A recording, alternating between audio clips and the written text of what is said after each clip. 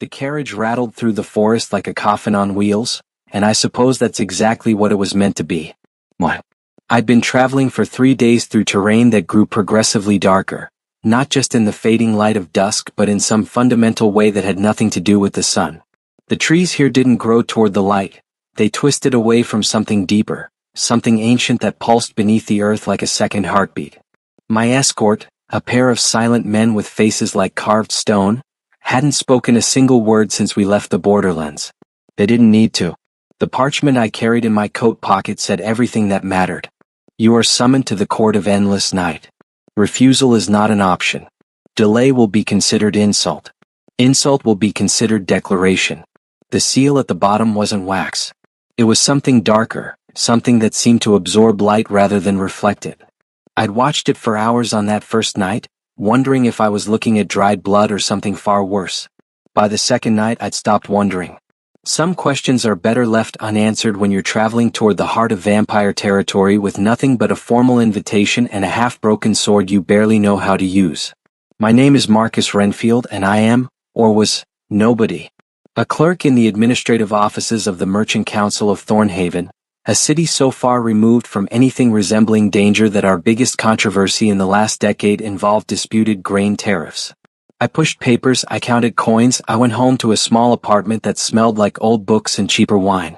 I was 28 years old and had already accepted that my life would be a long, quiet decline into comfortable irrelevance.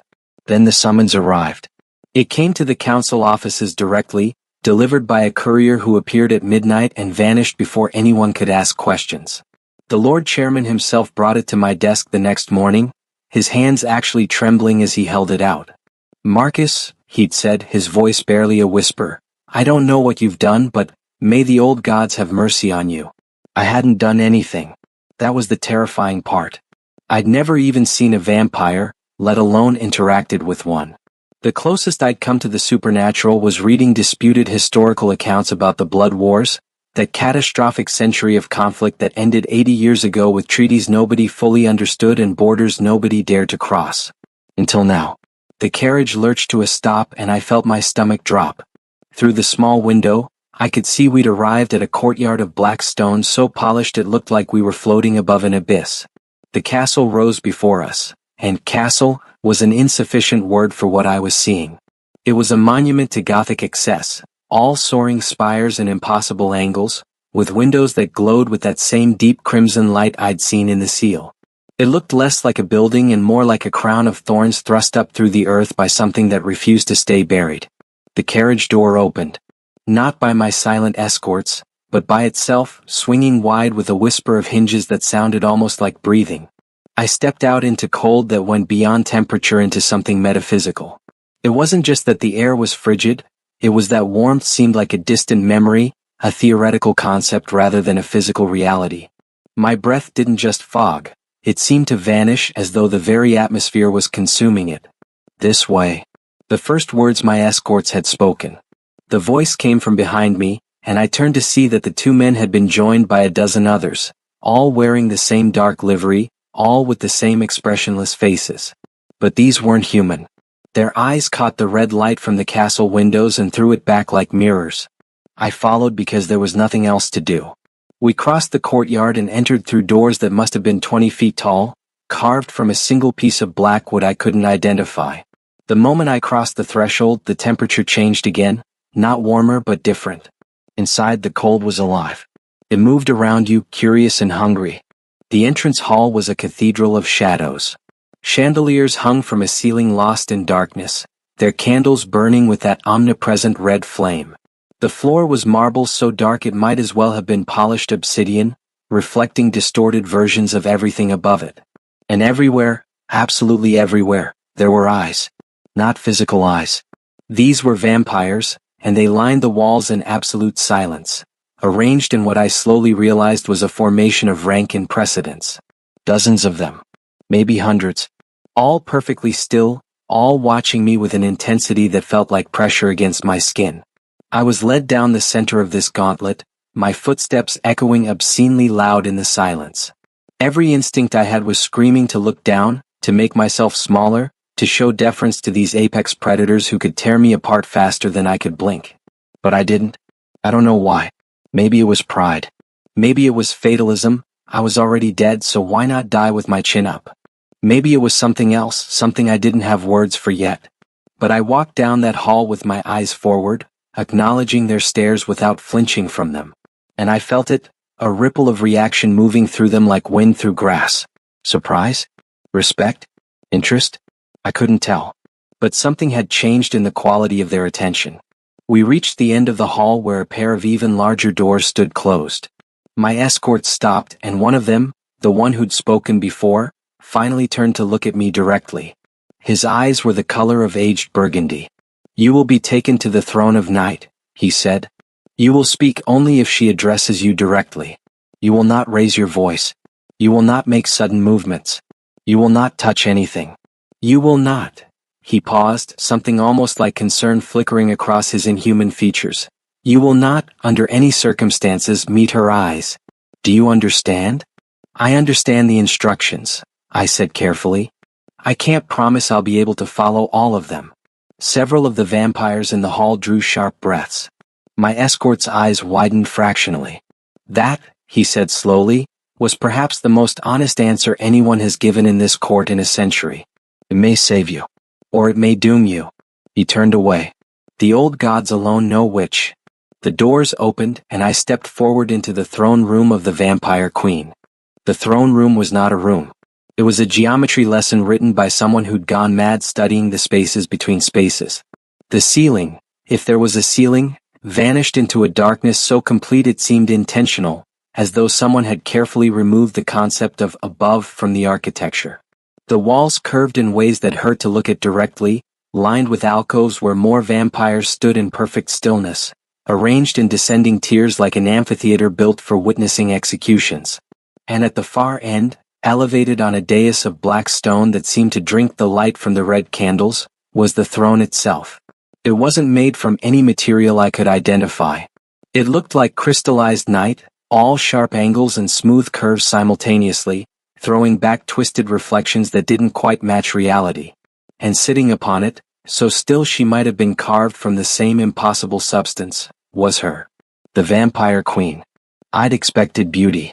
The old stories all mentioned the supernatural allure of vampires, their ability to appear as the most desirable thing imaginable to whoever looked upon them. But this wasn't beauty in any way I understood the term. This was beauty as a weapon, beauty as a form of violence committed against the senses. She was tall, I could tell even though she was seated, with skin so pale it seemed to glow from within with its own cold light. Her hair was a cascade of silver black that moved slightly despite the absence of any wind, as though responding to currents visible only to her. Her face was angular and perfect in the way that mathematical proofs are perfect. Undeniable, irrefutable, and somehow terrifying in its absolute correctness. But it was her dress that truly caught my attention. It was black, but not the simple black of cloth. This was the black of deep water at midnight, of the spaces between stars, of the moment before dawn when the world holds its breath. It flowed around her like liquid shadow, cut in a style that managed to be both modest and provocative, revealing and concealing, formal and intimate all at once. Along its surface, patterns seemed to move, runes or symbols in a language I didn't recognize, glowing faintly with that same dark light as the seal on my summons. She wore no crown. She didn't need one. Everything about her presence declared sovereignty with more authority than any physical symbol ever could. I was halfway across the throne room when I realized something that made my heart skip. There were no guards near her. Every other vampire in the vast space stood at a distance, positioned along the walls and in the alcoves. But the area immediately around the throne, a circle perhaps 20 feet in diameter, was completely empty except for her. A queen sitting alone, unguarded, before a court of immortal predators. That was when I knew this wasn't a trial. This was a test. I reached the base of the dais and stopped. The correct protocol I assumed was to kneel. Every fiber of common sense I possessed was screaming at me to drop to my knees, to press my forehead to that cold marble floor, to make myself as small and non-threatening as possible. I didn't kneel.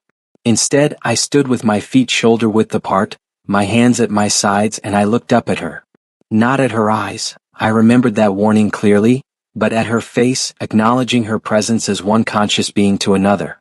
The silence in the throne room somehow became even more profound. I heard nothing, not even breathing. Vampires don't need to breathe except to speak, I remembered.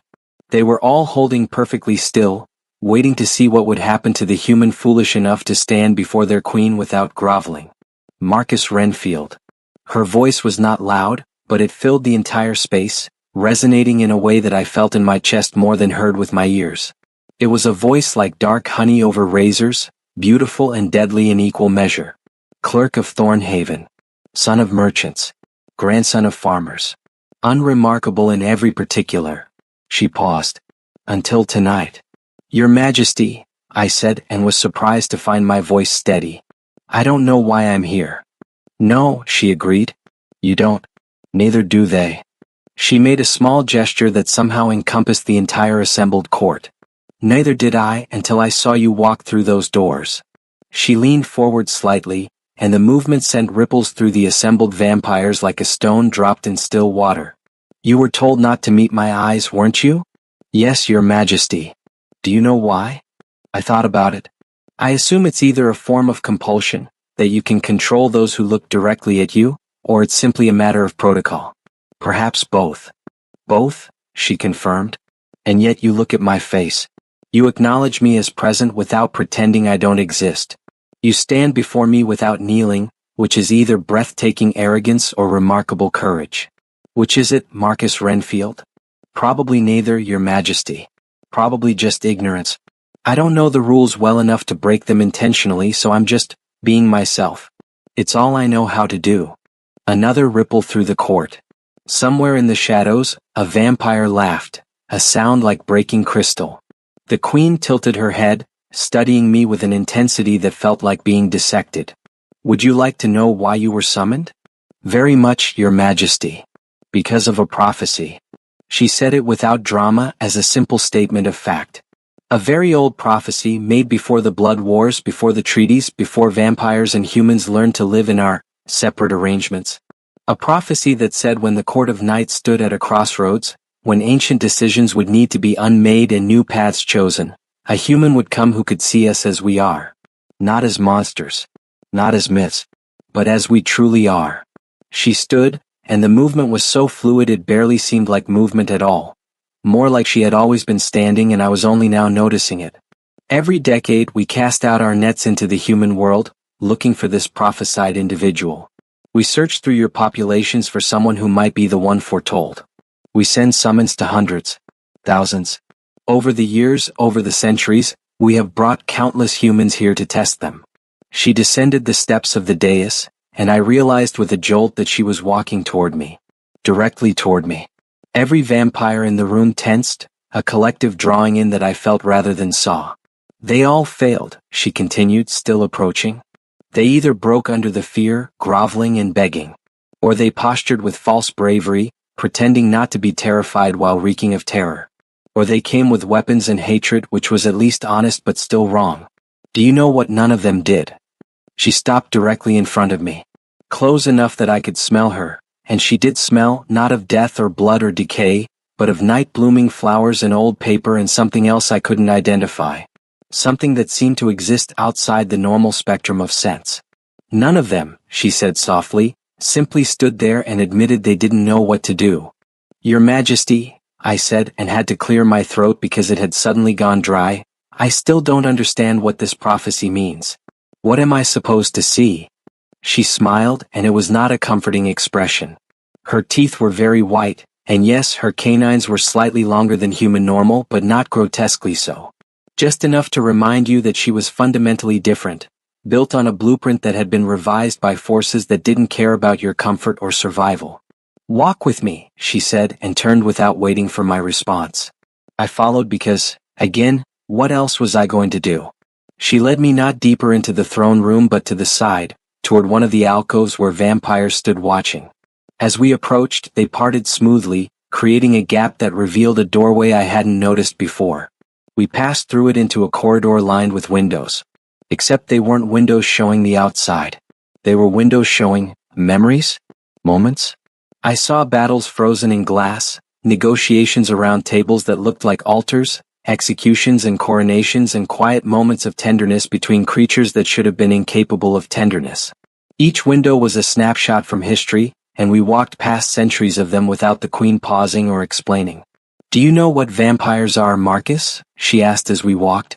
"Predators," I said. "Immortal or near enough. Created by a curse or a blessing depending on which historian you ask. Nocturnal. Blood drinkers. Stronger and faster than humans. Capable of compulsion and other supernatural abilities that vary by bloodline and age." "All true," she acknowledged. "All surface.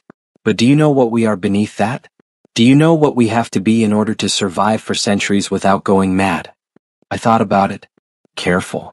She stopped walking and turned to face me, and something in her expression had changed. The mask of regal authority had cracked just slightly, and through the crack I saw something that looked almost like exhaustion. "Frozen," she said. "We have to be frozen, Marcus. Unchanging. Because change, when you are immortal, is death. Not physical death, were very difficult to kill, but death of self. If you change who you are every decade, every century, then after 1,000 years what remains? The curse that made us also gave us rigidity. We can hold positions, maintain beliefs, sustain hatreds and loves across ages that would crush human memory. But we cannot easily adapt. We cannot easily learn. We cannot easily see things in new ways." She gestured around us at the memory windows. "Everything you see here, all of this history, it is the result of vampires making decisions and then being utterly unable to remake them. The blood wars happened because a dispute over territory became locked into place, became identity, became unquestionable truth. And we slaughtered each other and you humans for 100 years over something that stopped mattering within the first decade. The treaties ended the wars," I said carefully. "The treaties were an external force strong enough to override our internal rigidity," she corrected. "The combined armies of 12 human kingdoms and the intervention of magic users we no longer have access to, that was enough to break the deadlock. But the underlying problem never went away. We are still frozen. We are still locked into patterns set centuries ago. And the world has changed around us while we remain the same." We had reached the end of the corridor. Here, instead of another window, there was a door of dark wood. She opened it, revealing a room beyond. It was surprisingly simple. A study with shelves of books lining the walls, a desk near a fireplace where real flames, orange and yellow, not red, burned cheerfully. There were even a few comfortable-looking chairs arranged near the fire. It looked like a place where someone might actually live rather than merely reign. "This is my private chamber," she said, stepping inside. "No one else enters here without explicit permission. Not my advisors, not my generals, not my," she paused, "not anyone. I am bringing you here because I need you to understand the enormity of what I'm about to propose." She sat in one of the chairs by the fireplace and, in a gesture that made my heart stop, gestured to the chair opposite her. "Sit." It was not a request. It was not an order. It was something between the two, an invitation that carried the weight of command but the form of courtesy. I sat. We were now in a private room, alone, queen and clerk, vampire and human, with no guards and no witnesses. She was close enough that I could have reached out and touched her. Not that I would, not that I'd survive doing so, but the physical possibility existed. This was either the highest honor imaginable or the most elaborate prelude to murder in history. "The prophecy," she said, settling back into her chair with a grace that made the simple act look choreographed, "speaks of a human who can see vampires as they truly are. Not monsters, not myths, but people locked in time. People who need help changing. The prophecy says this human will sit with the queen without guards between them, and in that vulnerability, a new path will become visible." She looked at me directly then, and I realized with a shock that I was meeting her eyes.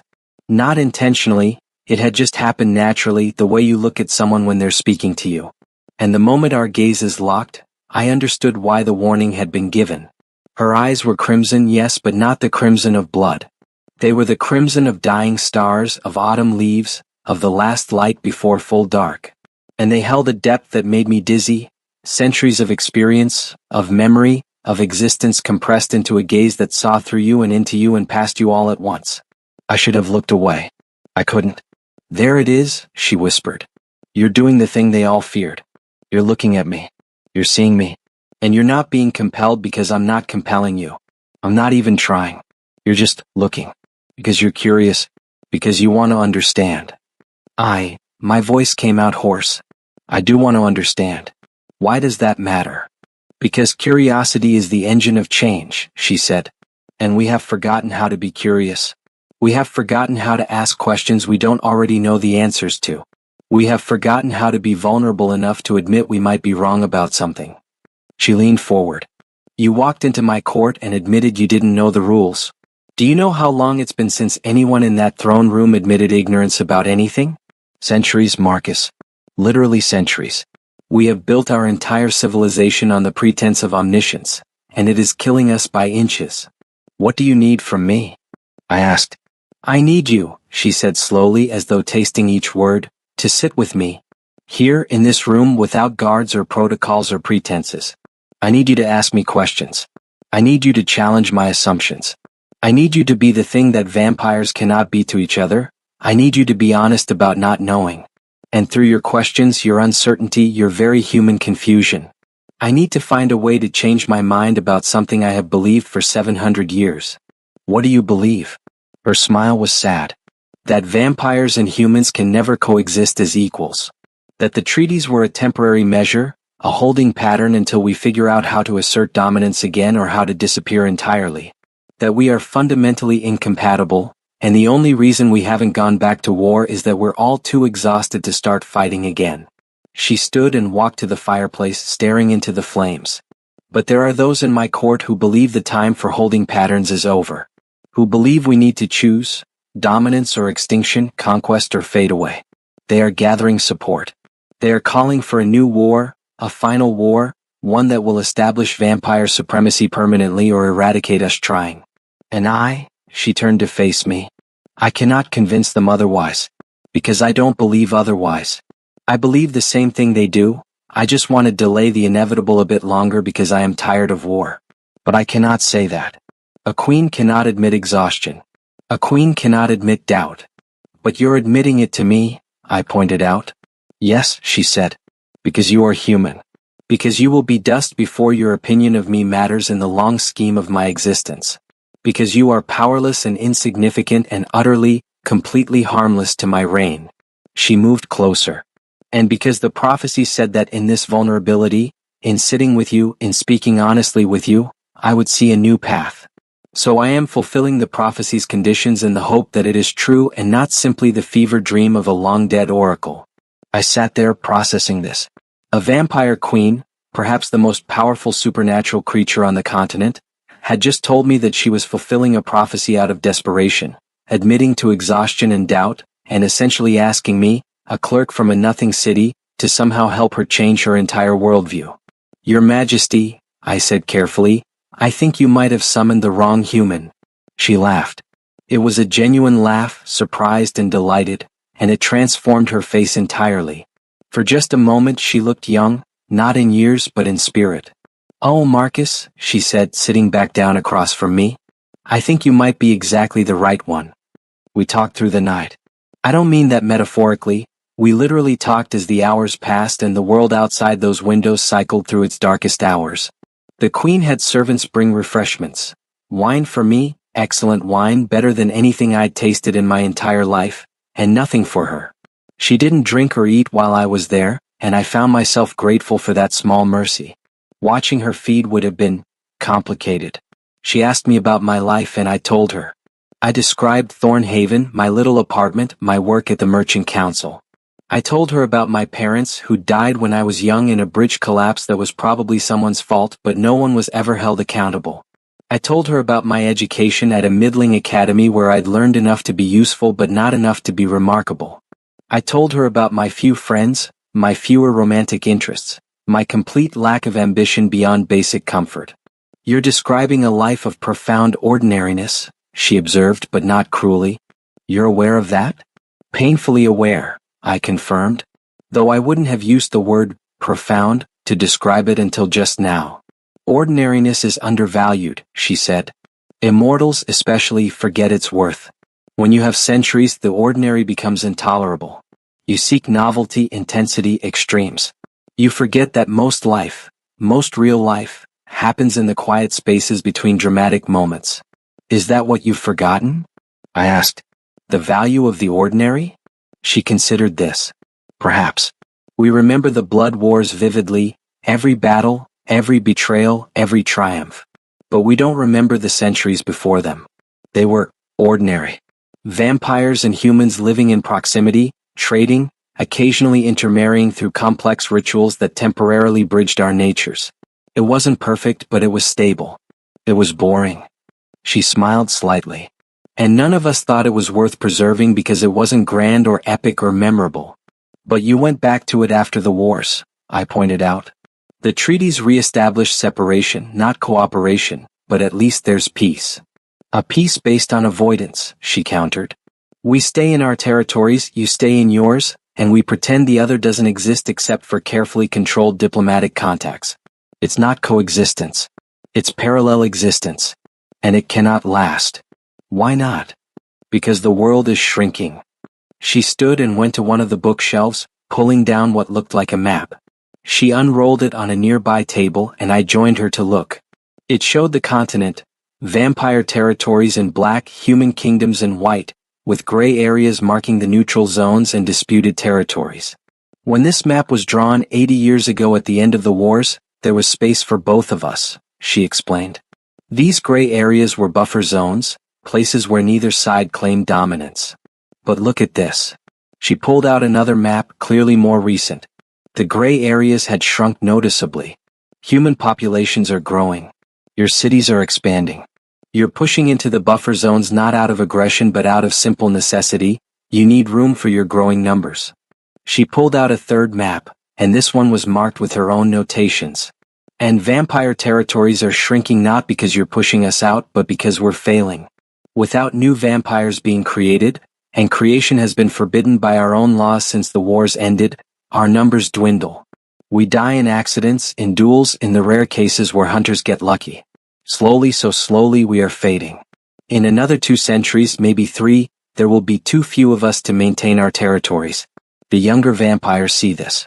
They want to expand, to secure our borders, to create new vampires and build our numbers back to wartime levels. That would break the treaties, I said. Yes. And breaking the treaties means war. Which means another century of slaughter if we're lucky. If we're not lucky, it means the complete eradication of one species or the other. She looked at me. So when I say this cannot last, I mean it literally. The current arrangement has perhaps 50 years left before it collapses. And I have spent the last decade trying to figure out what comes after, and I have failed. I studied the maps, tracing the shrinking gray zones with my finger. You need a third option. Obviously. I'm not an idiot, Marcus, I'm just frozen. I can see that the current path leads to disaster. I can see that war would be catastrophic. But I cannot see an alternative. My mind literally cannot conceive of what a different arrangement would look like. I've tried. I've spent years trying. And all I can imagine is variations on domination or avoidance. What about integration? I asked. She blinked. What? Integration. Humans and vampires sharing territories, sharing cities, sharing space. Actually coexisting instead of just existing near each other. The look she gave me was somewhere between fascination and horror. That would require trust, I finished. Yeah, a lot of trust. Probably more trust than currently exists in the entire world. I looked at the maps again. But here's the thing, avoidance is failing and domination leads to war. Integration is the only option that isn't those two things. Which means it's worth at least considering even if it seems impossible. It's not just impossible, she said. It's unthinkable. Vampires cannot share territory with humans on equal terms. We are predators. You are prey. The power imbalance is fundamental to our biology. Is it? I asked. Or is it fundamental to your culture? Because there's a difference. She opened her mouth to respond, then stopped. Closed it. Opened it again. I don't know how to answer that. That's okay, I said. Neither do I. But you asked me to be curious with you, to ask questions you don't know the answers to. So here's a question. What if the predator-prey relationship is cultural, not biological? What if it's something that can be changed? If that were true, she said slowly, then everything we believe about ourselves would be wrong. Our entire civilization is built on the assumption that we are apex predators, that our relationship to humanity is inherently hierarchical. Maybe it is, I said. But maybe it doesn't have to be. Humans were apex predators once too. We hunted megafauna to extinction, we dominated entire continents. But we learned to be domesticators, farmers, cooperators. We changed our relationship to the world around us. Not easily and not without cost, but we did it. You're suggesting vampires could learn to be farmers? She sounded almost amused. I'm suggesting vampires could learn to be partners. Not equals in the sense of having identical capabilities, you're clearly stronger, faster, longer lived. But equals in the sense of having equal stake in a shared future. She walked back to her chair and sat down heavily. The younger vampires would call that submission. They would say I was advocating for surrender to humanity. Then don't start with them, I said. Start with the humans. Start with cooperation on a small scale, something low stakes where failure doesn't mean war. Prove that integration can work before you try to implement it broadly. Like what? I thought about it. Trade? Not the formal diplomatic trade that already exists, but actual integrated markets. Vampire craftsmen selling directly to human customers and vice versa. It would require mixing populations at least in border cities, but in controlled ways. With rules, safeguards, maybe even human volunteers who are willing to provide blood in exchange for, I don't know, payment? Services? There has to be a way to handle the feeding issue that doesn't involve predation. She stared at me. You're describing prostitution. I'm describing a regulated market for a necessary resource, I corrected. Humans already sell their labor, their time, their expertise. Why not their blood if they're fairly compensated and protected?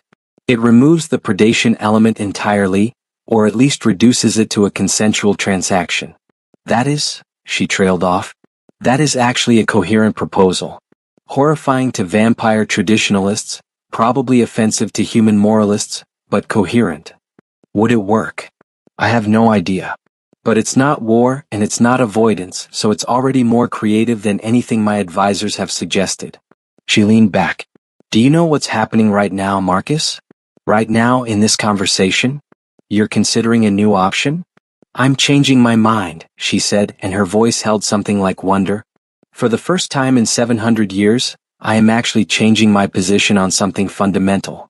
I came into this conversation believing that war was inevitable, that it was just a matter of when. And now, I'm not certain. I'm actually uncertain. Do you understand how extraordinary that is? I didn't, not really. I changed my mind about things a dozen times just that day, whether to be terrified or fatalistic, whether she was going to kill me or recruit me, whether this prophecy was real or elaborate justification for something else entirely. Changing your mind seemed like the most normal thing in the world. But for her, it was revolutionary. The prophecy, I said. It was true. It would appear so.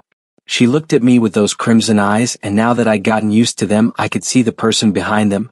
Someone ancient and powerful, yes, but also someone tired, someone who'd been carrying impossible weight for centuries and had just discovered she might be allowed to set it down.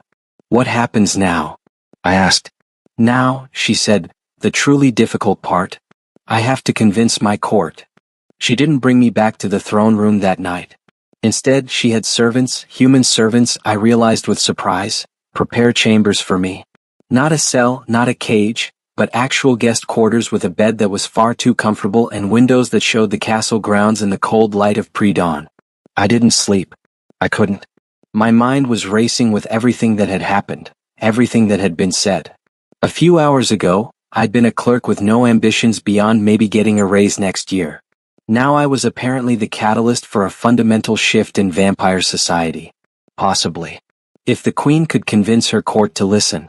And that was a very big if. A servant brought me breakfast, actual food, which I devoured with embarrassing enthusiasm. Then came clothes because apparently my travel-worn clerk's outfit wasn't suitable for court. The servant laid out garments that were simpler than the elaborate costumes I'd seen on the vampires, but still far finer than anything I'd worn before. Black trousers, a white shirt with subtle embroidery, a coat that was midnight blue and fit perfectly despite no one having measured me. The queen sees truly, the servant said when I commented on the fit. He was an older human, maybe 60, with kind eyes.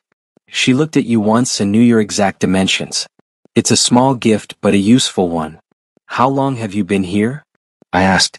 30 years, he said. I came as a young man seeking employment. I stay because the pay is extraordinary and the work is easier than farming. You're not afraid? He smiled. Fear fades with familiarity, young master. The vampires are dangerous, yes, but no more so than human nobles and considerably more honest about their natures. I've lived a good life here. It was a perspective I hadn't considered, that humans might actually choose this life, might prefer service in a vampire court to the alternatives available in human society. It added another dimension to the integration question. When I was dressed, a vampire escort arrived, not the ones from my journey but a new individual. Female, young-looking with the bearing of a professional. The Queen has called a special session of the court, she informed me. You are to attend. Stay close to me, speak only if addressed directly by Her Majesty, and whatever you do, do not show fear. They will exploit it. Reassuring, I muttered. She smiled, showing teeth. I like you, human. You have spirit. Try to keep it even if they test you. We walked through corridors I hadn't seen before, passing windows that showed the castle grounds in daylight. The sun was up, I realized. It must be late morning. But the vampires were still active. The myths about them being destroyed by sunlight were apparently exaggerated, or perhaps only applied to younger vampires. I filed that away as another question to ask if I survived the coming session. We entered the throne room through a side door and I saw it was already filled. But the configuration had changed. The throne remained on its dais, but now there were additional seats arranged in a semicircle facing it, high-backed chairs of dark wood, each occupied by a vampire who radiated power like heat from a forge. These were the elders, I realized. The true aristocracy of the court. The Queen was already seated on her throne, and when we entered, her eyes found me immediately. She nodded slightly, acknowledgement, perhaps, or encouragement. My escort led me to a position standing to one side, not quite among the elders but not relegated to the back with the lesser nobility. It was a deliberate placement, I understood, visible but not threatening, present but not presumptuous. The Queen stood, and every vampire in the room immediately fell silent. We gather, she said, her voice carrying effortlessly, to discuss the future of our people. The choice that approaches. The necessity of decision. She paused. I have recently received counsel that I wish to share with you. Counsel from an unexpected source, but one that the ancient prophecies foretold. A ripple of reaction moved through the assembled vampires. They'd heard about the prophecy clearly, but perhaps hadn't expected it to be invoked so directly. Last night, the Queen continued, I sat without guards with the human Marcus Renfield. I spoke with him of our dilemma, the coming collapse of the treaty system, the choice between war and fading. And through that conversation, I have reconsidered positions I have held for centuries. Now the reaction was stronger. Vampires turning to look at each other, at me, at the Queen with expressions of shock and, in some cases, anger. One of the elders stood. He was ancient, even by vampire standards, skin like parchment stretched over elegant bones, eyes that glowed with dark fire. Your Majesty, he said, his voice like wind over gravestones, you cannot mean to suggest that a human clerk has influenced your judgment on matters of state. I mean to suggest exactly that, Lord Corvinus, she replied, because his perspective is unclouded by our rigidity. He can see options that we cannot because he has not spent centuries locked into existing patterns. He is prey, another elder said, standing. This one was female, beautiful and terrible, wearing crimson that matched her eyes. He cannot understand our nature. He cannot speak to our needs. Whatever counsel he offers is fundamentally flawed by his limited understanding of what we are. Is it? The Queen asked. Or is our understanding of what we are the thing that is limited? Lord Corvinus, Lady Sable, honored elders, you have lived through the blood wars. You remember the cost of our rigidity, our inability to adapt when the world changed around us. And now the world is changing again, and you propose that we respond with the same inflexibility that brought us to the brink of destruction last time. We propose that we secure our survival, Lord Corvinus said coldly, by whatever means necessary. If that requires war, then so be it. We did not claw our way through the wars only to fade quietly into history because we were too timid to assert ourselves. Asserting ourselves is not the same as repeating failed strategies, the Queen countered. The human has proposed an alternative. Integration. Shared territories. Cooperative rather than competitive existence. The reaction was immediate and explosive. Vampires standing, shouting, the careful decorum of the court evaporating in a wave of outrage. I heard words like surrender, and weakness, and betrayal, all directed at the Queen with a vehemence that made me take an involuntary step backward. My escort put a hand on my shoulder. "Stand firm," she whispered. "Show no fear." The Queen raised one hand and silence crashed down like a physical force. The sheer presence of her will was staggering. Every vampire in the room froze, not by compulsion but by pure respect for her authority. "I expected this reaction," she said quietly, "because I had the same reaction initially. The proposal sounds like submission to those of us who have spent millennia as apex predators. But consider, what if predation is not the only relationship available to us? What if partnership offers something that dominance cannot? What could humans possibly offer us that we cannot take?" Lady Sable demanded. The Queen smiled. "Adaptability. Innovation. The very changeability that we see as weakness is actually their greatest strength. Humans can change who they are, what they believe, how they organize themselves in response to new information. We cannot. We are locked into patterns set centuries ago. But if we partner with humans, if we create genuine integration, then their adaptability becomes available to us through them." "You're suggesting we should become dependent on humans?" Lord Corvinus said, his voice dripping with disdain. "I'm suggesting we should recognize that we already are dependent on them," the Queen replied. "We feed on their blood. We have spent centuries pretending this makes us superior, but it actually makes us fundamentally reliant on their continued existence and proximity. The treaties work not because we graciously allow them to work, but because we need humans to survive. Integration simply acknowledges that reality and builds a system around it that benefits both species." There was a long silence. Then a new vampire stood, younger than the elders I thought, but still radiating power. "Your Majesty, even if we accepted this integration, how would it work practically? The feeding issue alone is insurmountable. We are killers by nature." "Are we?" the Queen asked. "Or are we killers by habit? By cultural expectation? When was the last time any of you actually needed to kill to feed? We have had methods of non-lethal feeding for centuries. We choose not to use them because we enjoy the hunt, the power, the fear. But that is choice, not necessity." She turned to look at me directly. "The human has proposed a regulated system. Voluntary blood donation in exchange for compensation. It removes the predation entirely, transforms feeding from an act of violence to a consensual transaction.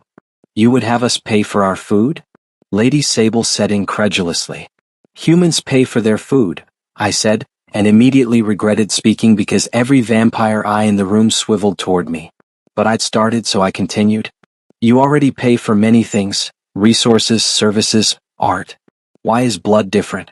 Because you've traditionally taken it by force? That's not an argument for continuing the practice. That's just description of current behavior. You dare lecture us?" Lord Corvinus said, his voice dropping to a dangerous whisper. "I dare answer a question," I replied, trying to keep my voice steady. Lady Sable asked why you should pay for blood. I'm suggesting that the question itself reveals the problem. You're assuming access to human blood is your right rather than a privilege that should be negotiated. That assumption is what prevents you from seeing integration as viable. The Queen stood and descended from her throne, walking across the floor until she stood beside me. Not in front of me, beside me. A physical declaration of partnership that sent another wave of shock through the court. "The human speaks truth," she said. "Uncomfortable truth, but truth nonetheless. We have built our civilization on assumptions that are no longer serving us. Lord Corvinus, Lady Sable, honored elders, I am not proposing we accept these changes immediately. I am proposing we test them. A pilot program in a single border city. Limited integration with strict rules and safeguards. If it fails, we lose nothing except the time invested. If it succeeds," she paused. "If it succeeds, we may have found a path that is neither war nor fading. And if it succeeds," Lord Corvinus said coldly, "we will have demonstrated to the younger vampires that submission is the path forward. We will have shown weakness. And they will tear this court apart. Then they will tear it apart anyway, the Queen said. Because the status quo is not sustainable. You know this as well as I do. The question is not whether we change, but whether we change on our terms or have change forced upon us by circumstance. I prefer the former. The silence that followed was heavy with tension. I could feel the weight of centuries of history, tradition, and ingrained belief pressing down on this moment. The Queen had made her argument, had invoked prophecy and logic and necessity. But would it be enough? Finally, an elder who hadn't yet spoken stood. He was somewhere between Corvinus and Sable in apparent age, with silver hair and eyes like polished steel. A test, he said slowly. 1 city. 1 year. Strict oversight. And if it fails, when it fails, we proceed with territorial expansion as originally planned. When it fails, the Queen asked. Your Majesty, he said with something almost like sympathy, I respect your willingness to explore alternatives.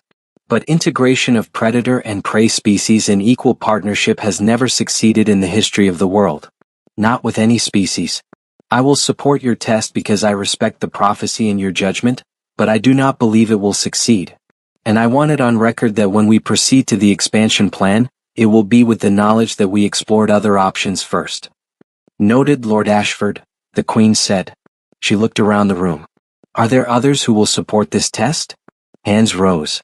Not all of them. Not even most of them. But enough.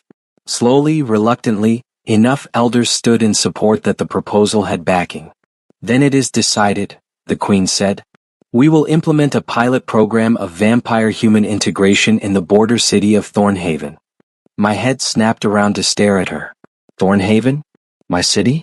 She met my eyes and smiled slightly. Did you think I chose you randomly, Marcus Renfield? Your city is perfectly positioned, small enough to manage, large enough to matter, with an existing population that has limited contact with vampires but not active hostility. And you know it intimately. You will serve as liaison, working with both the human city council and the vampire representatives I will assign.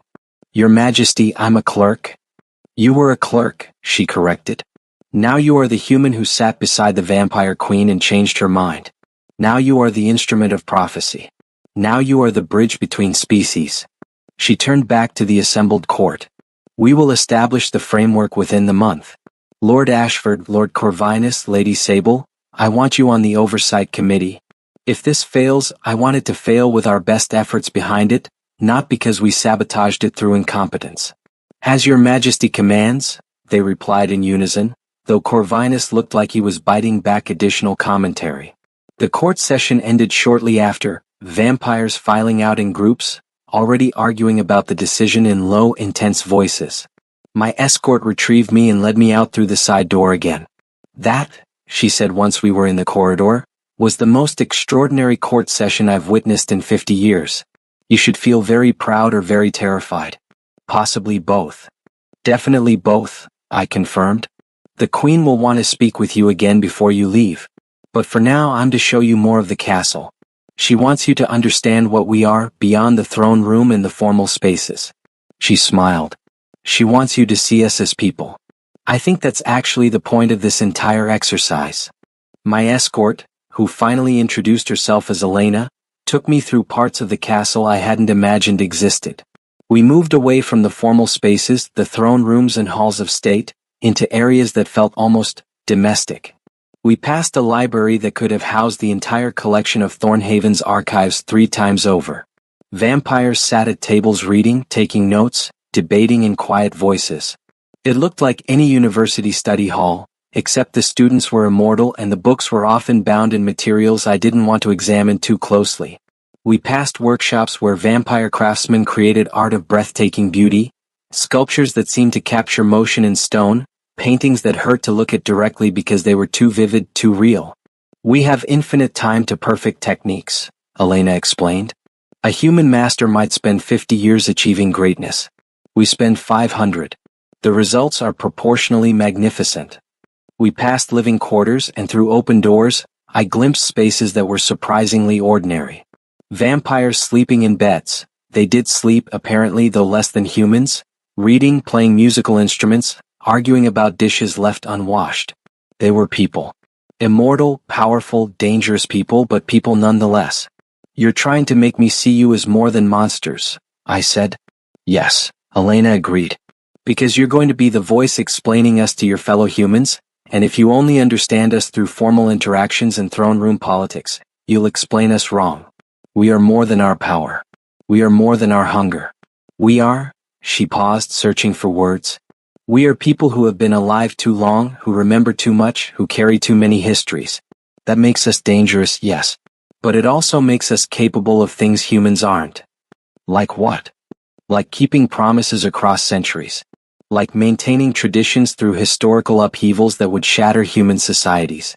Like valuing things that transcend individual lifetimes. Art, knowledge, careful planning for futures so distant they're almost abstractions. She turned to look at me. Humans are good at adapting, at changing, at surviving in the moment. But you're terrible at long-term thinking. You can't conceptualize what 50 years means, let alone 500. We can. That's not superiority, it's different capacity. And if we could combine human adaptability with vampire patience, you'd have something neither species can achieve alone, I finished. Exactly. That's what the Queen is betting on. That the combination is more valuable than either species in isolation. We ended up in what Elena called the memory hall, a long corridor lined with portraits. But these weren't normal paintings. As we walked past, the figures in the portraits moved, turned to watch us, some even spoke. Preserved moments, Elena explained. Not just images but echoes of the individuals themselves, captured through magic we no longer fully understand. These are the queens and kings who ruled before Her Majesty. Centuries of monarchs, all watching, all weighing in on decisions through their preserved wisdom. We stopped before one portrait, a male vampire with features that were simultaneously beautiful and severe. He wore armor that looked functional rather than ceremonial, and his eyes followed me with uncomfortable intensity. King Malachi the Unbreakable, Elena said. He ruled during the Blood Wars. He was not kind. Is he going to offer commentary? I asked nervously. The portrait smiled. The human has spine, it said, its voice somehow coming from the painting itself. I like that. In my time we would have tested you in blood. Made you fight for the right to speak. Your queen is more merciful than I was. The painted figure leaned forward slightly. But mercy has its cost. Remember that, human. What you're proposing requires strength, not just idealism. Integration will be challenged, sabotaged, tested by those who want it to fail. Are you strong enough to defend it? I don't know, I admitted. I'm a clerk. I'm not a fighter or a leader or any of the things this role probably requires. Honesty again, the portrait mused. You keep offering honesty when pretty lies would serve you better. That's either wisdom or foolishness and I cannot tell which. He leaned back. But the prophecy chose you and prophecies are rarely wrong, merely misunderstood. Perhaps being a clerk is exactly what's needed. Someone who understands systems, who can document and organize and create frameworks. Someone who makes grand ideas function in mundane reality. Another portrait, this one female, spoke up. The prophecy says the human will sit with the queen without guards. As happened. But it also says that in this vulnerability, a new path becomes visible. Has that happened, boy? I think so, I said. At least, the queen says her mind has changed. Changed how? Pressed the portrait. She's considering integration when before she saw only war or fading. She's willing to test partnership where before she saw only predation or avoidance. The portraits exchanged looks, or at least the echoes within them seemed to communicate somehow. Finally, an older portrait, barely visible in the dim light, spoke in a voice like wind through dead leaves. The last time a vampire queen changed her mind on fundamental policy was 400 years ago. It led to the treaties that ended the Blood Wars. The cost was nearly our extinction, but the alternative was total extinction. The ancient voice paused. If this queen has truly changed her mind, then the prophecy is more powerful than we understood. The human is more significant than he appears. And the coming test will determine not just the fate of one border city, but the future of both species. No pressure, I muttered. Elena laughed and pulled me away from the portraits. Come on. One more place I want to show you before you meet with the queen again. We climbed stairs, lots of stairs, until we emerged onto a balcony high in one of the castle's towers. The sun was setting, painting the sky in oranges and purples, and from here I could see for miles. The castle grounds, the dark forest beyond, and in the distance, hints of the border territories where vampire lands met human kingdoms. "This is where the young vampires come," Elena said quietly. "The ones who were created in the last century who don't remember the blood wars firsthand. They come here and look toward human territories and wonder what it would be like to cross those borders not as invaders or diplomats, but as equals. As partners." "You're one of them," I guessed. "I was created 60 years ago," she confirmed. "I have no memory of the wars, only the stories." "And the stories?" she trailed off. "The stories are cautionary tales told by traumatized elders who can't imagine peace because they've seen too much war. But we younger ones, we've only known the treaties. We've only known this separated existence. And many of us wonder if there could be more." "Is that why you support the Queen's plan?" "I support it because the alternative is returning to war, and I don't want to spend the next century killing and being killed over territory disputes that don't actually matter. I want," she gestured at the sunset, the vast landscape. "I want to see what's out there. I want to meet humans not as prey or enemies but as individuals. I want to learn things that aren't about survival or dominance. I want to exist for reasons beyond just continuing to exist." "That's very human of you," I said. She smiled. "Maybe that's the point. Maybe vampires and humans aren't as different as we pretend. Maybe the gulf between us is cultural, not biological. And maybe your clerk's understanding of systems can help us build a bridge across that gulf." We stood in silence, watching the sun finish its descent. The sky darkened and stars began to appear. Real stars, not the red-lit artificial sky of the throne room. Looking at them, I felt the weight of what was coming settle onto my shoulders. I was going back to Thornhaven, my ordinary little city, and I was bringing with me the seeds of revolution. Vampire integration.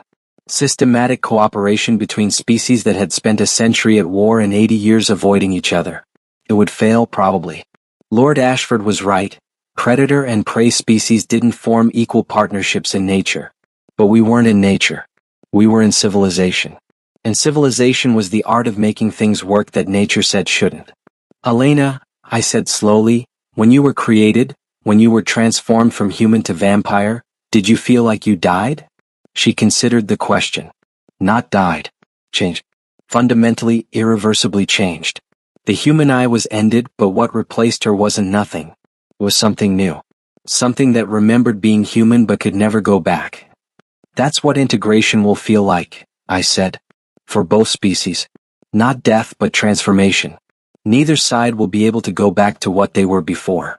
The question is whether what replaces the old ways is better or worse." "And you think you can make it better?" "I think I have to try. Because the prophecy chose me, and the Queen believes in me, and everyone else is too frozen in their patterns to attempt it. So it falls to the clerk from nowhere." I laughed without humor. "The universe has a terrible sense of irony." "Or a perfect one," Elena suggested. "Maybe it takes someone from nowhere to go somewhere new. Someone with nothing to lose because they never had much to begin with." A bell rang from somewhere deep in the castle, a sound like deep thunder rolling through stone. "The Queen summons you," Elena said. "Final meeting before you depart. Are you ready?" "Absolutely not," I said. "Good. That's the right attitude." She led me back toward the stairs. "Marcus, whatever happens, whether this integration works or fails, whether you're celebrated or blamed, know that you've already accomplished something remarkable. You've made an immortal change her mind. That's not nothing." The Queen was waiting in her private study again, the room with the warm fireplace and comfortable chairs. But this time she wasn't alone. 3 other vampires were present. Lord Ashford, who'd spoken in support of the test, and 2 others I didn't recognize. "Marcus," the Queen greeted me. "These are the representatives who will accompany you to Thornhaven. Lord Ashford you've met. This is Lady Miriam, who specializes in human-vampire relations and has maintained diplomatic contacts throughout the treaty period.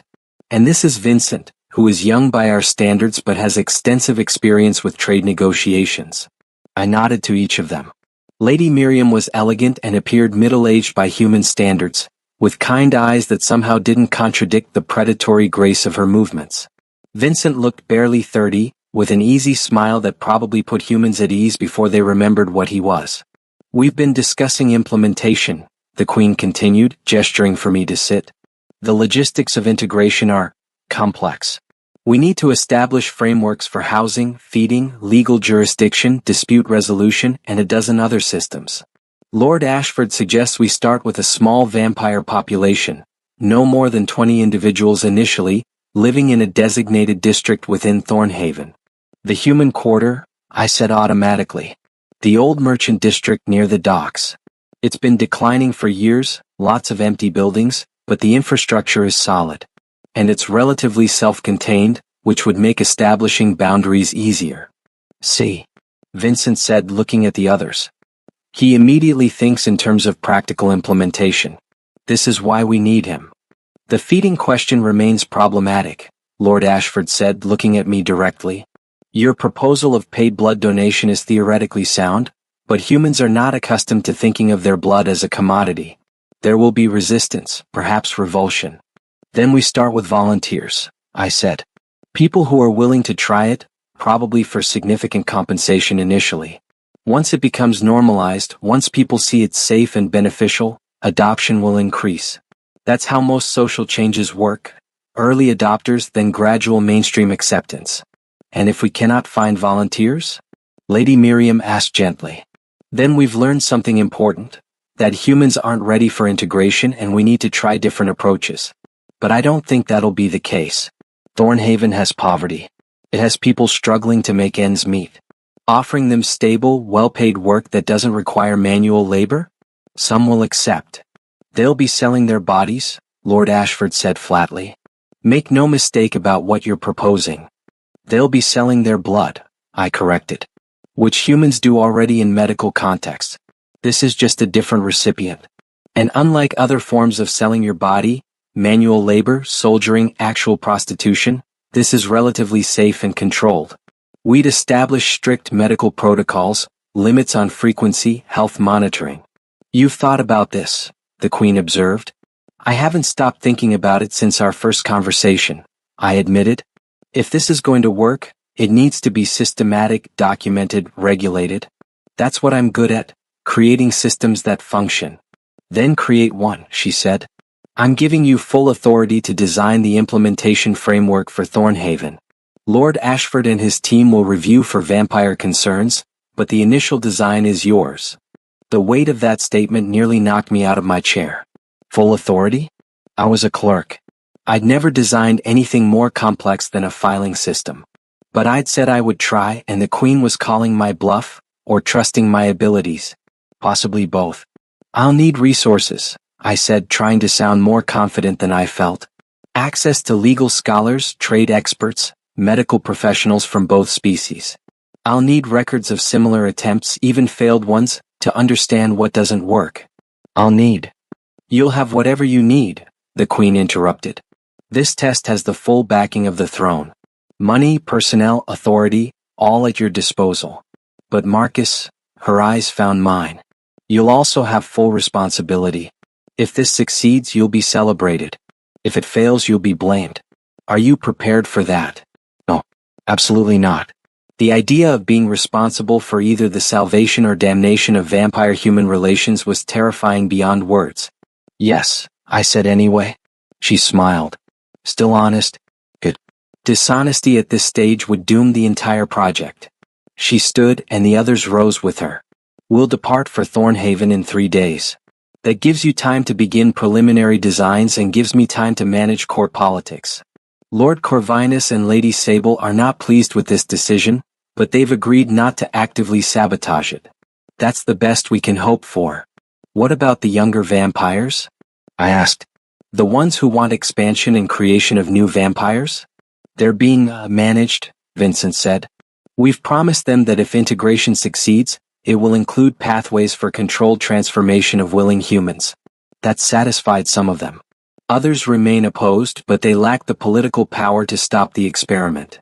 Yet, Lord Ashford added darkly, they lack power yet. If this test fails, they will use that failure as evidence that aggressive expansion is the only option. They will rally support, and we may face internal conflict that makes the blood wars look civilized. Then we won't fail, I said with more confidence than I felt. Spoken like someone who hasn't seen what failure looks like, Lord Ashford replied. But I appreciate the spirit. The meeting concluded shortly after with discussions of travel logistics and communication protocols. I would leave first, traveling back to Thornhaven by conventional means to prepare the human side, meeting with the city council, beginning to lay groundwork with the population.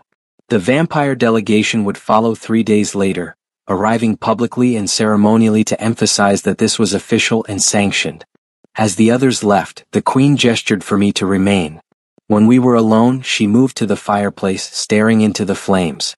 "I'm frightened, Marcus," she said quietly.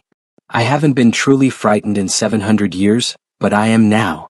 What if I'm wrong? What if changing my mind was a mistake, and Lord Corvinus is correct that integration is impossible? Then we fail," I said. "And we try something else. Being wrong isn't fatal. Refusing to admit you might be wrong, that's what's fatal." She turned to look at me. "You're very wise for a clerk." "I'm very ordinary for a clerk," I corrected. "I'm just honest about what I don't know, which apparently looks like wisdom to people who can't admit ignorance." She laughed, and it was the sound of someone releasing tension they'd been holding for longer than I'd been alive. That's exactly what I needed to hear. She moved closer, and I was reminded again of how physically imposing she was. Tall, powerful, radiating an authority that had nothing to do with her position and everything to do with her presence. "The prophecy said you would sit beside me without guards, and in that vulnerability change would come," she said. "It didn't say what form that change would take or whether it would succeed. It just said it would come. Are you sorry you fulfilled the prophecy?" I asked. "No," she said immediately. "Even if this fails, even if integration proves impossible, I'm not sorry. Because for the first time in centuries I feel alive. Not just existing, not just continuing, but actually alive. Uncertain, yes. Frightened, yes. But also hopeful, and I'd forgotten what hope felt like." She reached out and placed a hand on my shoulder. Her touch was cold, not unpleasantly so, but noticeably different from human warmth. "Thank you, Marcus Renfield. For your honesty. For your questions. For sitting beside me when anyone sensible would have run." "Your Majesty," I said carefully, "I didn't do anything remarkable. I just talked with you." "You did the thing that no one else could do," she replied. "You treated me as a person rather than as an icon or a monster. You saw past the power and the history and the fear, and you spoke to me as one conscious being to another. That is the foundation of everything we're trying to build. If we can't see each other as people, integration will fail before it begins." She stepped back, the moment of vulnerability passing as her queenly composure returned. "Go. Prepare your city. And Marcus? Don't be surprised if you're met with resistance. Humans fear us with good reason, and asking them to welcome us into their homes will be challenging." "I know," I said. "But I also know that humans are adaptable. If we can show them a path that leads somewhere better than where we are now, some will take it. And sometimes that's all you need. A few people willing to try something new and others follow. Let us hope you're right," she said. "For both our sakes." The journey back to Thornhaven felt both longer and shorter than the journey away from it. Longer because I knew what was waiting, the impossibly complex task of preparing an entire city for vampire integration. Shorter because I spent every moment drafting frameworks, making notes, trying to anticipate problems before they arose. The 2 escorts who'd brought me to the castle accompanied me back. But this time they spoke. They answered my questions about vampire culture, feeding practices, social structures. They were remarkably patient with my endless inquiries, and I began to understand that I'd been assigned these 2 specifically because they were good at dealing with curious humans. "You'll find," one of them said, I'd learned his name was Thomas, "that most vampires are nothing like the court elders. We're just people trying to get by, same as humans. The elders are concentrated. All their age and power and history makes them into something more and less than normal vampires. The Queen is different," I observed. "The Queen is exceptional," the other escort, Catherine, agreed. "She has all that age and power, but she hasn't let it compress her into rigidity the way it has the others. That's why she's Queen. That's why she can actually lead rather than just rule." We reached Thornhaven as the sun was setting on the 3rd day. The city looked exactly as I'd left it. Small, prosperous in a modest way, completely unprepared for what was about to happen. I went directly to the council chambers, where the Lord Chairman was waiting. He looked like he'd aged a decade in the days I'd been gone. "Marcus," he said, standing when I entered. "You're alive. We weren't certain you'd return." "Neither was I, to be honest," I replied. "But I did, and I've brought back something more significant than my survival." I spent the next 2 hours explaining everything. The prophecy, the conversation with the Queen, the decision to test integration, Thornhaven's selection as the pilot city. The Lord Chairman's expression progressed from relief to confusion to shock to something approaching panic. "Marcus," he said when I'd finished, "what you're describing it's unprecedented. It's revolutionary. It's necessary," I interrupted. "The current system is failing. The buffer zones are shrinking. War is coming unless we find an alternative. This is that alternative. But vampires, living here, in Thornhaven, feeding on our citizens. With consent and compensation," I emphasized. "This isn't predation. This is regulated cooperation. And yes, it's strange. Yes, it's uncomfortable. Yes, it requires us to completely rethink our relationship to vampires. But the alternative is worse." He sat heavily in his chair. "The council will need to vote on this." "The council will approve it," I said with certainty I didn't feel. "Because the alternative is being invaded when the treaties collapse. At least this way we have agency. We have control. We get to shape what integration looks like rather than having it forced on us." "You've changed," he observed. "A week ago you were a quiet clerk who never spoke in meetings. Now you're talking about revolutionizing human-vampire relations." "A week ago I'd never sat with a vampire queen and changed her mind," I replied. Perspectives shift. The council meeting was scheduled for 2 days later, which gave me time to prepare presentations, draft preliminary frameworks, and begin quiet conversations with key stakeholders. I met with merchants who traded in the border zones and had experience with vampires. I met with medical professionals to discuss blood donation protocols. I met with legal scholars to explore jurisdiction questions. And I met with ordinary citizens, the poor, the desperate, the curious, to gauge their potential willingness to volunteer for the blood donation program. The reactions were mixed. Some were horrified. Some were intrigued. A surprising number were pragmatic. "How much does it pay?" was the most common question, followed by, "How often?" and "Is it dangerous?" I drafted answers. I created documentation. I built the framework that would either save or doom both species. The council meeting was contentious. Half the council wanted to reject the proposal outright, calling it suicide or collaboration with monsters. The other half could see the pragmatic necessity, even if they didn't like it. The Lord Chairman, to his credit, supported it. "Thornhaven has always been a practical city," he said during the debate. "We don't chase glory or grandeur. We survive, we prosper modestly, and we adapt to changing circumstances. The circumstances are changing. War is coming unless we do something unprecedented. So let's be unprecedented." The vote was close. 7 in favor, 5 against, 3 abstaining. But it passed. Thornhaven would become the first integrated human vampire city in history. The next 3 days were chaos. We established the district where vampires would live, the old merchant quarter as I'd suggested. We renovated buildings, established boundaries, created documentation for everything from housing contracts to feeding schedules to legal protocols. And we recruited volunteers. The first blood donation center was set up in a former guild hall. We hired medical staff, established strict health and safety protocols, and set compensation rates that were generous enough to attract volunteers but not so high that we'd bankrupt the city. On the first day of recruitment, I honestly didn't know if anyone would show up. 23 people came. 23 humans willing to try something that had never been tried before, willing to sell their blood to vampires for the sake of an experiment that might fail catastrophically. I interviewed each of them personally. A widow who needed money to keep her house. A student who wanted to fund his education. A young woman who was simply curious about vampires and saw this as a safe way to interact with them. An older man who'd served in the military during the tail end of the blood wars and wanted to be part of ending the cycle of violence. Each had their reasons. Each was brave in ways they probably didn't recognize.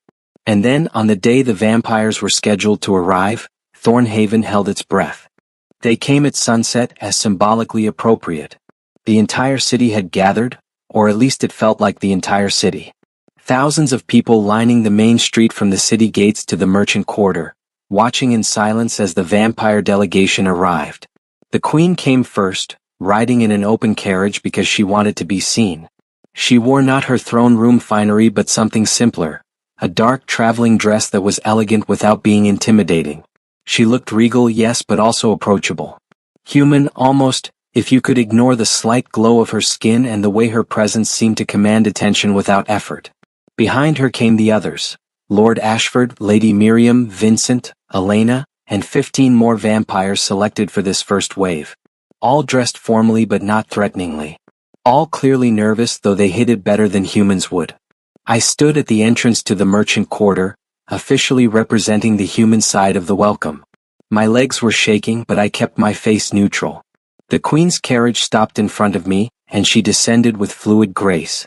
We'd rehearsed this moment, the first formal interaction between species in an integrated context. Your Majesty, I said, bowing slightly. Thornhaven welcomes you and your delegation. We offer you sanctuary, cooperation, and the hope of a shared future. Marcus Renfield, she replied, and I'd forgotten how powerful her voice was in person.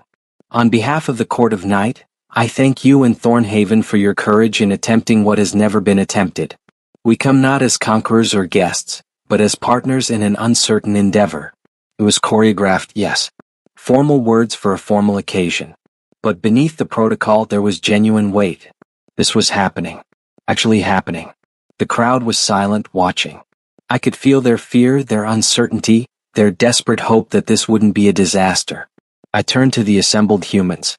Citizens of Thornhaven, I called out, my voice carrying in the evening air. These vampires come in peace, sanctioned by both their queen and our council. They will live in the designated district, abide by our laws and their own, and participate in the systems we've established for coexistence. This is an experiment, an attempt to find a path forward that doesn't lead to war. I ask you to give them the same chance you'd give any newcomers to our city. Respect, caution, and willingness to see how this unfolds.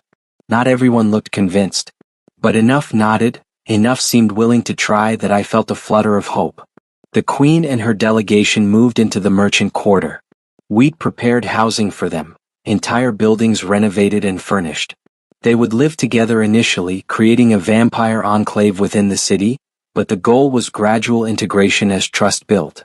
That first night, nothing dramatic happened. The vampires settled into their new homes. A few curious humans walked past the district, looking but not approaching. The volunteer blood donors were scheduled to begin the next day. I barely slept, expecting. I don't know what. Violence? Riots? Something catastrophic to prove the skeptics right. Instead, morning came peacefully. The city woke and the vampires slept and the world kept turning. The first donation session was scheduled for noon. I was there personally, as was Lady Miriam, who would be receiving the donation. The volunteer was Clara, the young woman who'd said she was curious about vampires.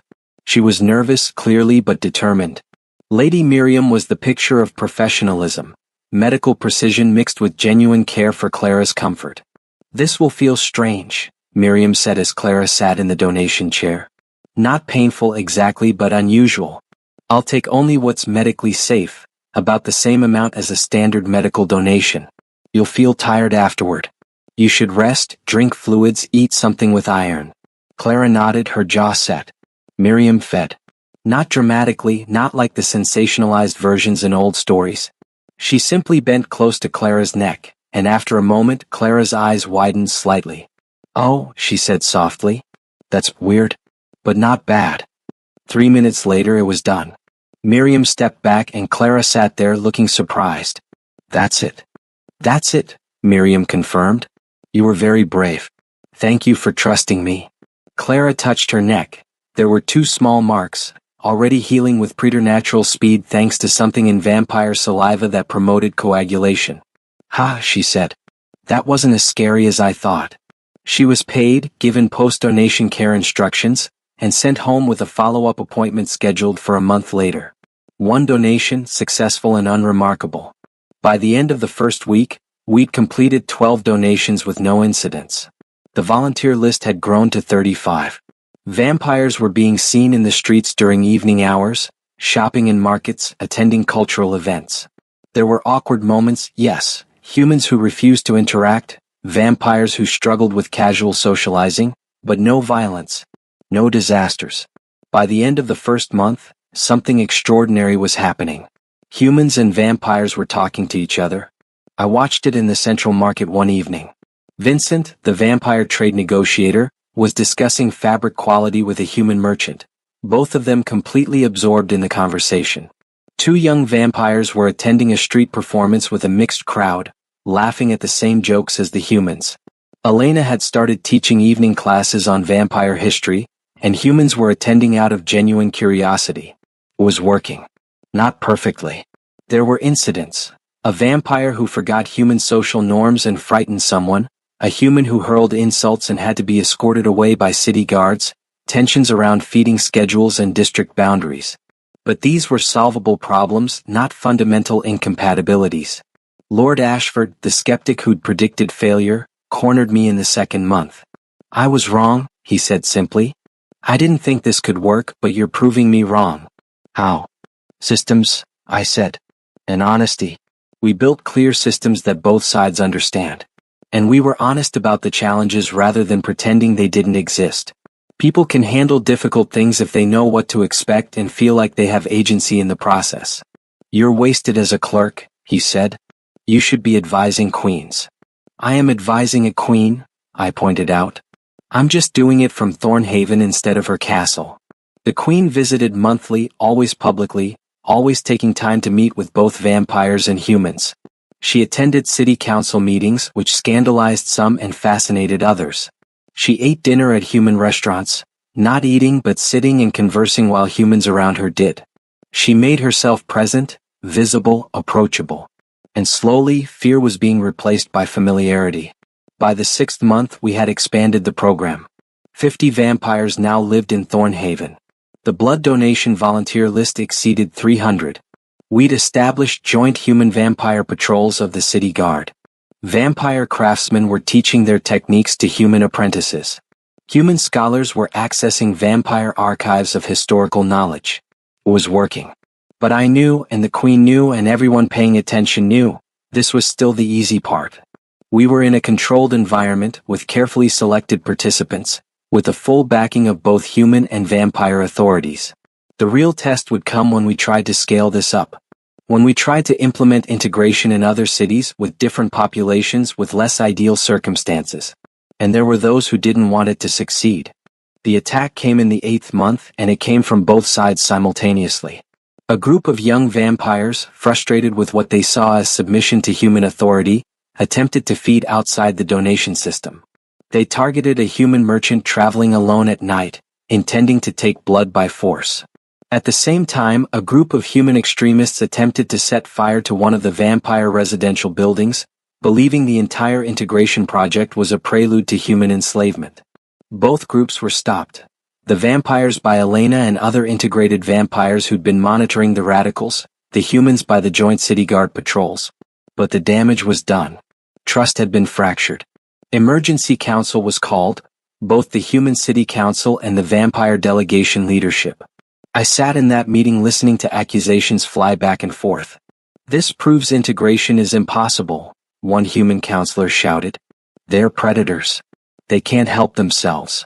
Your humans tried to murder us while we slept, Lord Ashford countered coldly. Don't lecture us about control. The Queen, attending via magical communication device that projected her image into the council chamber, let them argue for a full hour. Then she spoke, and her voice cut through the chaos like a blade. Enough. Silence fell.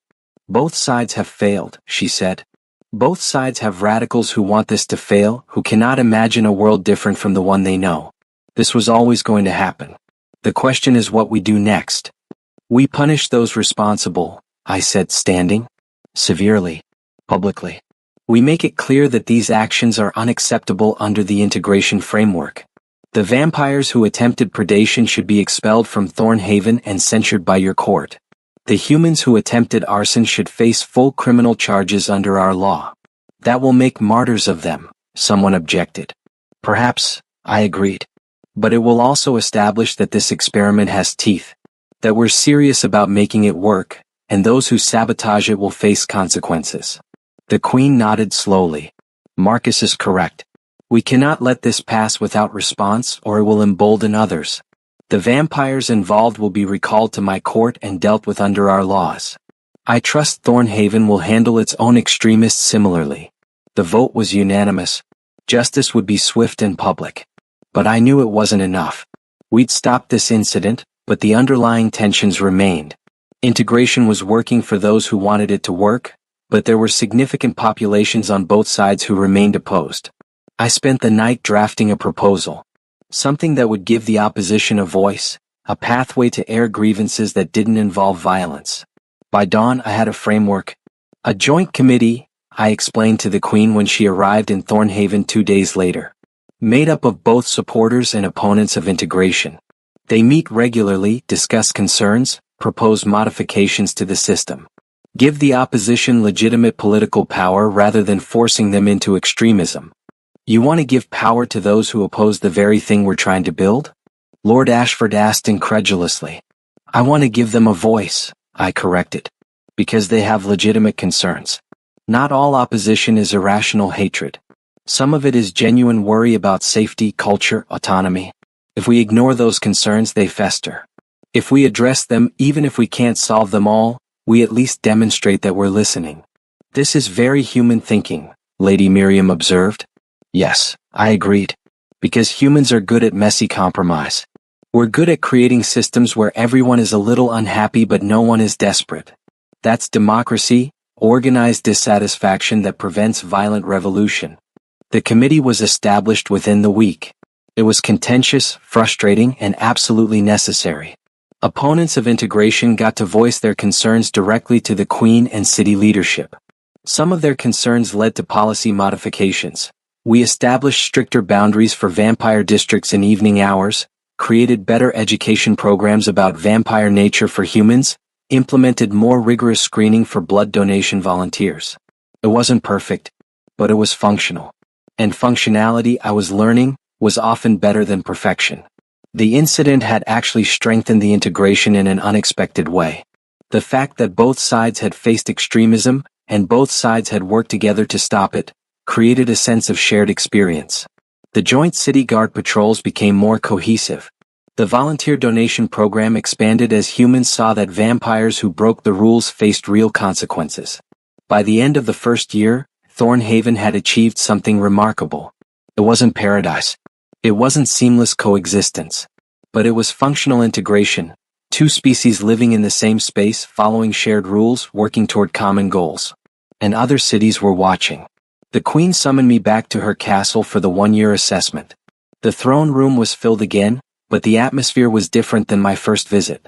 Less hostile, more curious. The test has succeeded, the Queen announced to her assembled court. Not perfectly but sufficiently. Thornhaven has demonstrated that vampire-human integration is possible. The Oversight Committee has recommended we expand the program to 3 additional cities, with lessons learned from Thornhaven incorporated into the frameworks. Lord Corvinus stood. He looked older, somehow, though vampires didn't age. Or perhaps he just looked defeated. Your Majesty, he said quietly, I have opposed this integration from the beginning. I believed it was submission, weakness, surrender of what we are. I was wrong. The court rippled with shock. I visited Thornhaven, he continued. I spoke with the integrated vampires. I observed the blood donation system, the joint patrols, the cultural exchanges. And I realized that what I was seeing was not submission. It was evolution. We are not becoming less than we were. We are becoming more. We are gaining access to human adaptability, human innovation, human flexibility, all while maintaining our essential nature. He turned to look at me. The human was right. Predation is not biological necessity. It is cultural habit. And we can change our habits while remaining ourselves. Another elder stood. I concur. The expansion should proceed. Another. Agreed. One by one the opposition crumbled. Not all of it, there were still holdouts, still those who would never accept integration. But enough shifted that the momentum became unstoppable. The queen met with me privately afterward. "You did it," she said simply. "You changed not just my mind but the minds of those who've been frozen for centuries longer than I have." "I didn't do it," I corrected. "Thornhaven did it. All those volunteers, all those vampires willing to try something new, all those ordinary people choosing courage over fear, they did it. You built the system that let them do it," she replied. "You created the framework that turned individual courage into collective success. Don't diminish that." She walked to the window of her study, looking out over her castle grounds. The prophecy was right. A human sitting with me without guards, and in that vulnerability, a new path became visible. But the prophecy didn't mention what would happen after. "What comes next, Marcus?" "Next?" I looked at her. "Next we scale up. We implement integration in more cities. We refine the systems. We document what works and what doesn't. We train more people in both species to manage integration. We write laws and treaties and frameworks. We do the boring, tedious work of turning a revolutionary idea into mundane reality. And you'll oversee this?" "Me?" I laughed. "I'm a clerk from Thornhaven. I'm not qualified to oversee continental transformation." "You're the human who changed the mind of a vampire queen," she said. "You're the architect of the first successful integration. You're exactly qualified." She turned to face me. "I'm establishing a new position, coordinator of integration. Technically advisory to both vampire and human authorities, actually autonomous with resources and authority to implement the integration framework across territories. The position is yours if you want it." I stood there stunned. A year ago I'd been counting coins and filing paperwork. Now I was being offered a role that would reshape the political structure of the continent. "Can I think about it?" I asked. "No," she said, smiling. "Because you'll overthink it and find 1,000 reasons to say no. So I need you to answer from instinct rather than analysis. Do you want to do this?" Did I? The role would be impossibly difficult, politically fraught, personally exhausting. I'd be mediating between species for the rest of my life, managing crises, building systems, disappointing people in both populations who wanted more than was possible. "Yes," I said. "I want to do this." "Good. Then it's done." She extended her hand and I took it. Her grip was cool and firm, the handshake of equals agreeing to partnership. "One condition," I said. "You have to keep sitting with me. No guards. Regular meetings where we're just two people talking honestly about problems. Because the moment we stop being able to do that, the moment we hide behind protocol and formality, this whole thing falls apart." She considered, then nodded. "Agreed. We'll meet monthly in spaces without guards or witnesses. We'll maintain the vulnerability that made this possible." She smiled. "You're going to irritate me frequently, aren't you?" "Absolutely," I confirmed. "It's part of the job description." The small cafe in Thornhaven was busy, as it usually was these evenings. Mixed crowds, human and vampire, sat at tables conversing, laughing, arguing about art and politics and sports. The owner, a human woman named Sarah, employed both species and didn't differentiate in her brusque service. I sat at my usual corner table reviewing reports. 14 cities now had integration programs. The protocols had been refined, expanded, improved. We'd faced challenges. Some cities struggled more than others, there had been setbacks and failures, but the overall trend was clear. Integration was becoming normalized. Elena slid into the seat across from me. She'd become one of my key assistants, managing the vampire side of coordination while I handled the human side. "You look exhausted," she observed. "I am exhausted," I confirmed. "The North March implementation is having issues. The local human government is resisting parts of the framework." "Of course they are. North March has always been difficult." She signaled Sarah for 2 drinks, coffee for me, something dark that probably wasn't coffee for her. But we knew this would be messy. Revolutionary changes usually are. "It's not revolutionary anymore," I said. "That's what's strange. Somewhere along the way this became normal. Humans and vampires living together isn't shocking, it's just Tuesday." She smiled. "That was always the goal, wasn't it? To make the extraordinary ordinary." The Queen arrived without fanfare as she usually did these days. She wore simple traveling clothes and moved through the cafe without drawing much attention beyond a few respectful nods. She sat at our table and Sarah brought her a drink without asking what she wanted. They'd established a rapport over the years. Monthly meeting, the Queen said. No guards, no formality, just us. How are you, Marcus? Tired, I said. You? The same. The court is still adjusting to the changes. Some of the older vampires will never fully accept integration, but they've stopped actively opposing it. She sipped her drink. I've been thinking about the prophecy lately. What about it? I asked. It said a human would sit with me and in that vulnerability change would come. But it never said what kind of change or how much or whether it would last. She looked around the cafe at the mixed crowd existing peacefully. Do you think this is what it meant? This gradual transformation of how our species interact? I think prophecies are vague for a reason, I said. They give you direction without dictating destination. You sat with me, yes. But then we did the work. We built the systems. We made the change real through effort, not magic. Very pragmatic, she said, smiling. I'm a clerk, I replied. Pragmatism is what we do. Elena laughed.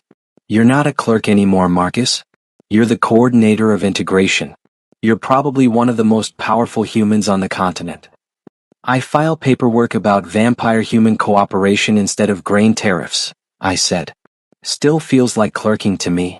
The Queen reached across the table and placed her hand over mine. Thank you, she said quietly, for sitting with me that first night, for being honest when everyone else was performing, for building something real from a vague prophecy and mutual desperation.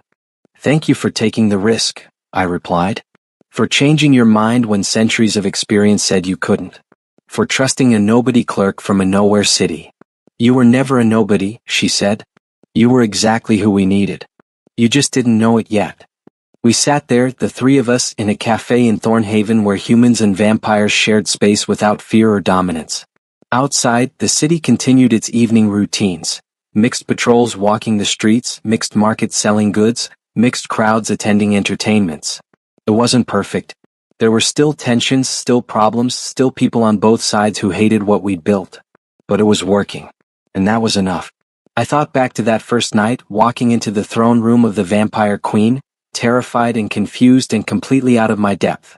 I'd stood before her not because I was brave but because I didn't know what else to do. And in that moment of honest ignorance, something had shifted. She'd been looking for someone who could see vampires as they truly were. Not monsters, not myths, but people frozen in patterns they couldn't break alone. And I'd looked at her and seen not a terrifying supernatural predator, but someone exhausted from carrying impossible weight for centuries.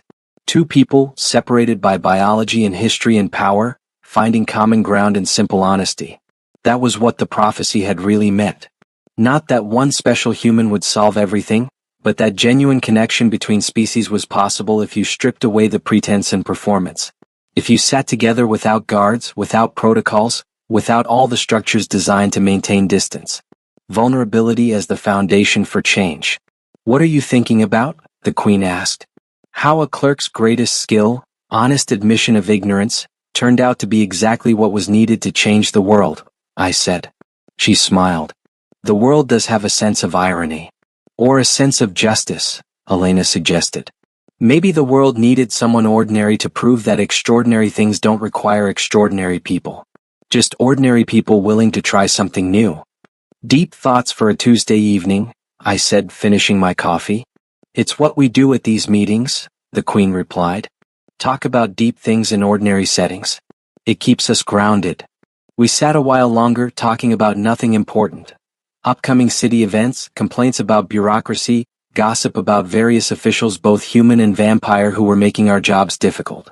Normal conversation between people who'd become friends through shared impossible work. Eventually the Queen rose to leave. Same time next month? She asked. Same time next month, I confirmed. She walked out into the Thornhaven evening, and the cafe continued around us. 5 years ago, a vampire queen walking through a human city would have caused panic. Now it barely warranted a glance. That was the real revolution. Not the grand political changes or the formal treaties or the elaborate systems of governance. It was this, the gradual normalization of what was once unthinkable. The slow transformation of fear into familiarity, of otherness into merely difference. Elena and I stayed to finish our drinks and review a few more reports. Around us, Thornhaven lived its integrated life. Messy, complicated, imperfect, and real. You know, Elena said thoughtfully, when this started, everyone expected it to be dramatic. A grand clash of civilizations, either glorious success or catastrophic failure. And instead it was bureaucracy, I said. And instead it was bureaucracy, she agreed. Endless meetings, forms to fill out, systems to refine, problems to solve one at a time. Not the stuff of prophecies and legends. But it worked, I pointed out. But it worked, she echoed. Because you understood that real change isn't dramatic. It's incremental. It's 1,000 small decisions that add up to transformation. I looked around the cafe again, at humans and vampires sharing space, sharing conversations, sharing existence. The vampire queen sat beside me without guards, I said quietly. And that changed everything. Not all at once. Not dramatically. But completely. Do you ever regret it? Elena asked. You could have had a simple life. Clerk's work, quiet retirement, nothing more challenging than tax calculations. Every day, I admitted. This work is exhausting, frustrating, and will probably consume the rest of my life. I smiled. But I also wouldn't trade it. Because I got to be part of something that matters. I got to help build a world where prophesied impossibilities become Tuesday evenings in cafes. We finished our drinks and stepped out into Thornhaven night. The city stretched around us. Lights in windows both human and vampire, sounds of mixed populations living their lives, the quiet hum of a society learning to exist in new configurations. 5 years ago, I'd been a nobody clerk in a nothing city, and my biggest concern was whether I'd get a raise. Now I was the architect of integration, coordinator of transformation, the human who'd sat with a vampire queen and changed her mind. But mostly I was still just Marcus. Still figuring things out as I went, still admitting ignorance more often than claiming wisdom, still approaching each new challenge with the same basic strategy. Honesty, systematic thinking, and a willingness to try. It had been enough before. It would be enough going forward. The prophecy had spoken of a human who would sit with the queen without guards, and in that vulnerability create change. What it hadn't mentioned was that the change would be ongoing. That sitting together, really sitting together without protection or pretense, was not a single event but a practice. Something you did again and again in throne rooms and cafes, in formal meetings and casual conversations. The vulnerability wasn't the catalyst. It was the foundation. And on that foundation humans and vampires were building something that had never existed before. Not dominance. Not submission. Not even simple coexistence. Partnership. Messy, complicated, imperfect, and absolutely worth it. I walked home through streets where vampires and humans passed each other without fear, where the night held possibility rather than danger, where the future was being written in bureaucratic reports and cafe conversations. And I thought that if prophecies could see me now, the ordinary clerk who'd become extraordinary by remaining determinately ordinary, they might be satisfied. Or they might have another impossible task waiting. Either way, I'd face it the same way I'd faced everything else. Honestly, systematically, and with a willingness to admit I had no idea what I was doing. It had worked once. It would probably work again. And in the meantime there was work to do. Reports to file, meetings to attend, systems to refine, and a world to transform one small decision at a time. Just another day in the life of the human who sat beside a vampire queen and changed everything.